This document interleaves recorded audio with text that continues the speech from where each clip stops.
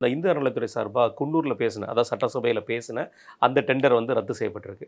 அதில் வந்து என்ன குறிப்பாக சொல்லப்படுறதுன்னா, சேகர்பாபு முன்னாள் அமைச்சர் வந்து சேகர்பாபு என்ன சொல்கிறாருன்னா, அந்த மக்கள் வந்து எதிர்பார்க்கறது வந்து அந்த ஊர் நகராட்சிகளுக்கு பணம் வேணும், அதுக்காக இந்த மாதிரி ஒரு இடத்த கொடுத்து நாங்கள் பண்ணியிருக்கோம் அப்படிங்கிற ஒரு விஷயத்தை சொல்லியிருக்காங்க.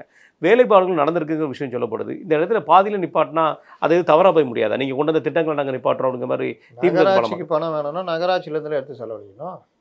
நகராட்சிக்கு ஜென்ரேஷன் பண்ணுறதுக்காக அவங்க கேட்குறாங்கன்னு சொல்லி சொல்கிறாங்க. நகராட்சிக்கு ஜென்ரேஷன் பண்ணால் நகராட்சி பணத்தை எத்தனை செலவழிக்கணும்?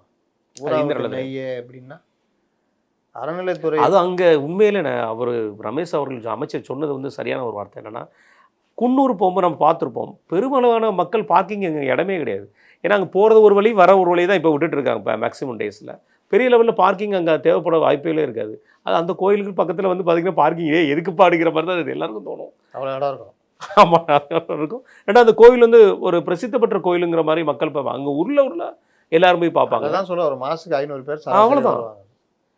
நீ உட்காந்து இவர் ஆய்வு செய்த அடிப்படையில் சட்டமன்ற உறுப்பினர்கள் சொன்னாடி இப்போ பழைய கதை அந்த பஞ்சாங்க அதெல்லாம் பண்ணிட்டு அதான் சொன்னாப்புல அவர். அப்படி நீங்கள் நகராட்சி வருமானம் வரணும்னா கோயில் நடத்த குத்தகைக்கு எடுத்துட்டு நகராட்சியிலேருந்து 10 கோடியை ஒதுக்கி நீங்கள் பண்ணிடணும்.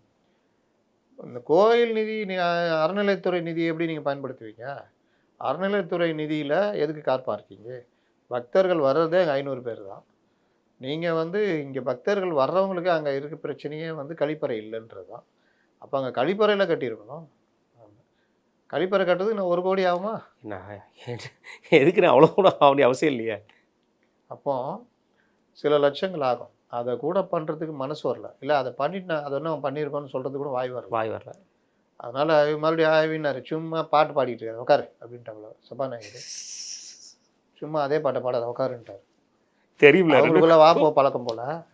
அதான் சின்ன வயசுல பார்த்து பாட்டை பாடாத உட்கார் அப்படின்ட்டாப்புல.